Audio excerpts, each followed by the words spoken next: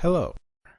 In this module, we're going to go through setting up a pipeline by using the Azure Machine Learning Designer. We'll do this by understanding the Azure Machine Learning pipelines, as well as take a closer look at the Azure Machine Learning Designer and what it is. So what are Azure Machine Learning pipelines? Azure Machine Learning pipelines is what helps you build, optimize, and manage machine learning workflows. So why do we want these machine learning pipelines?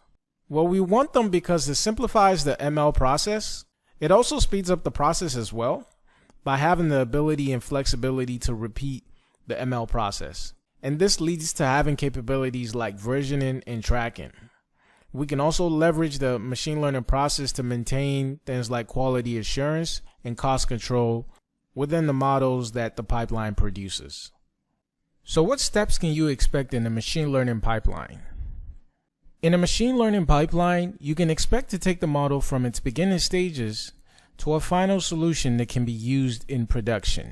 You can do this by training the model, packaging the model, validating the model, deploying the model, and monitoring the model to see how it performs. And you can go through this whole process as many times as needed by retraining the model based on the results that you find. Now that we understand what a pipeline entails, what tools are available to get this process going? In Azure, we have a few tools available. These tools are geared towards specific users. First, we have Azure DevOps Pipeline. This deals with code and orchestration for applications. You tend to find this as a common tool among developers, DevOps engineers, and machine learning engineers. The next tool we have is Azure Data Factory, and this is a tool for data orchestration.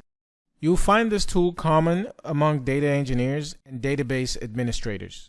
Another tool that we have is the Azure Machine Learning Pipeline tool, and this tool has Azure Notebooks, Azure Automated Machine Learning Graphical User Interface, the GUI, as well as the Azure Machine Learning Designer, which is the tool that we'll be talking about for this course. And this is where we have options for model orchestration, and we tend to see data scientists gravitate towards this tool.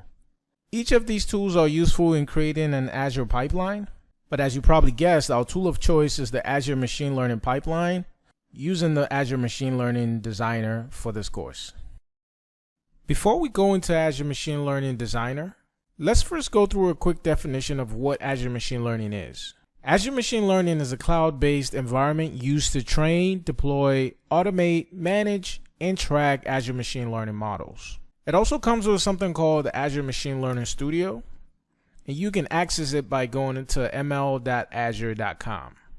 Now let's talk about what Azure Machine Learning Designer is.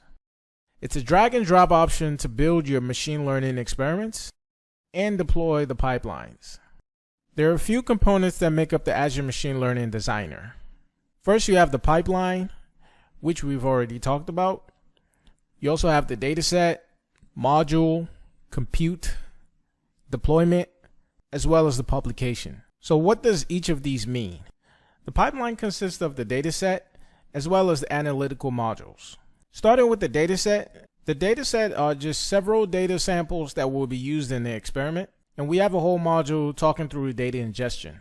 The module is a very important piece of the designer because it plays a huge role in what is taking place within the data. And then we have compute. Compute is the piece of the designer that contains the resources that will be used to run a pipeline. It is very important to make sure you have adequate resources and manage the resources in the Azure subscription. Next, we have deploy. Deploying the pipeline gives you an endpoint, which allows you to perform real-time inferences on the model. And lastly, we have the ability to publish. Publishing the pipeline in the designer has similar capabilities to the real-time inferencing when you deploy the pipeline. However, publishing gives the additional benefits of external submission with REST API calls. Let's go through understanding Azure Machine Learning Compute. We know it's a component of the Azure Machine Learning Designer. One thing that is important to remember with Azure Machine Learning Compute is that it deploys environments that are pre-configured for machine learning. So what does that mean? What it means is that you do not have to manually spin up a physical Linux virtual machine with enough memory using graphical processing unit because that's what you need for a machine learning pipeline. Instead, Azure Machine Learning Compute allows you to select what type of environment you need for your machine learning pipeline. And what it does is it builds it for you, and it comes with the flexibility of scaling up or down based on what you need at the time. It's also important to know that these virtual machines are equipped with machine learning packages like deep learning, Docker, TensorFlow, R, and Python SDK, and much more. There are 4 types of compute in Azure Machine Learning Studio. We have the compute instance, compute cluster, inference or Kubernetes cluster, and the attached compute.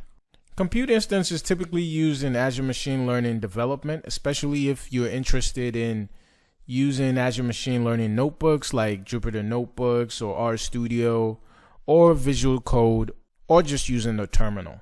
Next, we have the compute cluster. The compute cluster is what we will use mostly in this course. We will use it in the designer, and it supports batch inferences, which means it will run batch scoring. It also has the ability to support low priority VMs, which means we don't have to break the bank while going through these examples. Next on the compute list is the inference or Kubernetes cluster, and we're going to use this for real-time inferencing when we get to that part of the course.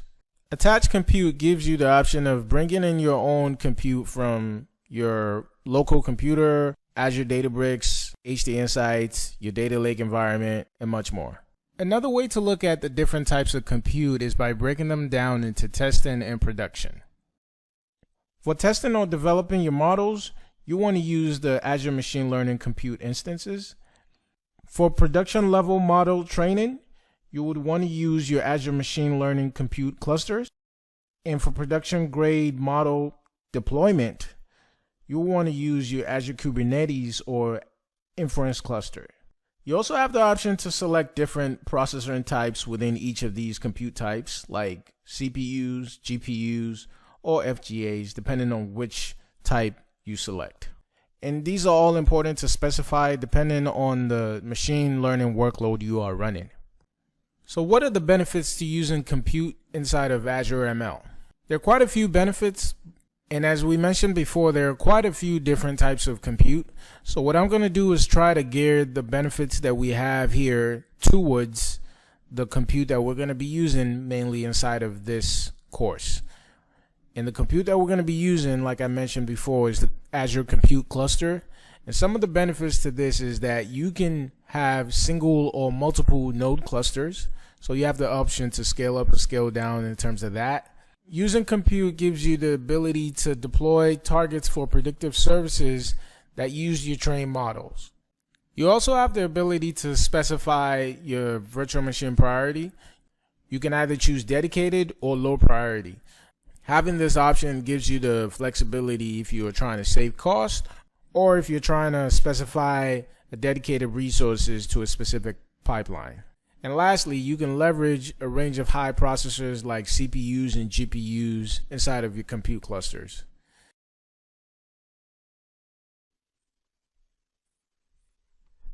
Now that we have a better understanding of what Azure Machine Learning is, we're going to go ahead and jump into a demonstration of what it looks like. This demo is going to show us how to deploy an Azure Machine Learning Designer environment. Once it's deployed, we'll go ahead and explore what Azure Machine Learning Designer has to offer, and we'll also get to create our first compute inside of the Azure Machine Learning Studio. Here in my Azure portal, I created a resource called Build ML Model. It's currently empty, so I'll click the Add button to create a new resource. And on here, I'll select AI plus Machine Learning, and the first option you see is the Machine Learning. Go ahead and select that. And this will take you to the place where we're going to create our Azure Machine Learning workspace. I already have my resource group created. So what I'm going to do first is give the workspace a name. I'll call mine Dial's ML Workspace. One thing you notice is as you type your workspace name, the storage account and the key vault also use the same name as a prefix and add some numbers after to make it unique. The only one that doesn't have this is the container registry. You'll notice there's a create new button right under it, so go ahead and select that. I'll call mine diocr and press save. Going on to the next few tabs, I'll leave the information there as default for the networking, advanced, and tagging information. And this will take me to the review and create tab, where I'll see a full list of all that will be created. This looks good, so I'll select the create button at the bottom. This will begin deploying the workspace, and it might take a few minutes, so I'll continue once it's done. We should now see the resource has deployed successfully. Select Go to Resource, and we will be taken to the Azure Machine Learning workspace. In the center of the workspace will be the Launch Studio button. This will open a new tab that will take us to the Azure Machine Learning Studio, where we will spend most of our time in this course. In the Azure Machine Learning Studio, if you look in the top center, we can see the different options to create an ML project. We can use the notebook, automated ML, or the designer. And if you look on the left hand side, we will see all those same options under the author section. We also have an asset section where we have the data sets, experiments, pipelines, models, and endpoints. And all of this is going to be from the machine learning projects. And last, we have the management piece, which includes the compute, data store, and data labeling. As I've mentioned already, the designer will be where we'll be focusing on. So let's go ahead and select it. This will open up the designer section, and we can see some pre-built samples. Go ahead and select the button to view more samples.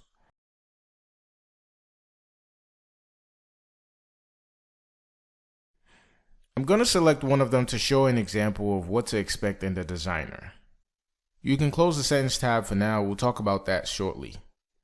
For now, we can see an example of what the designer looks like and how it sets up a pipeline for machine learning. For now, back to the settings tabs, we can go up to the top besides the blue submit button to select the gear icon.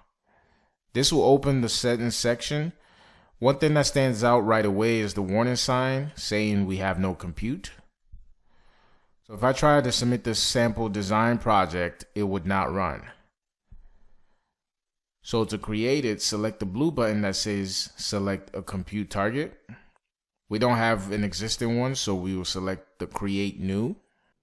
It gives you a recommendation of a compute size to use. If you want to use another compute size, you have to go to the compute section on the left hand side. But for now, I'll go with the recommendation. I'll give it a name. I'll call it Diodes Training Cluster. Press save. And now that we've registered the name, go ahead and press save again. And this will take a few minutes to create. If you click on the compute tab on the left hand side, under compute clusters, you should see the cluster is created. Let's give it a few seconds to complete. Great, we can see it's all set. Now that it's done, go ahead and click on the cluster name. You'll notice it's currently using 0 nodes. To better understand this, click on the edit button, and you see that it is set to use a minimum of 0 nodes and a maximum of 2 nodes. This means that if there isn't a job running, no nodes will be spun up. And if there is a job, the maximum amount of nodes it will spin up is 2. This is very helpful to save cost on compute while running your machine learning pipelines. To wrap up this module, let's take a look at what we've done so far. In this module, we got a better understanding of what Azure Machine Learning pipelines are. We also explored what the Azure ML Studio is. Within the Azure ML Studio, we took a look at the Azure Machine Learning Designer. And taking a look at the designer, we got to see what it was like to create a compute resource inside of the Azure ML Studio.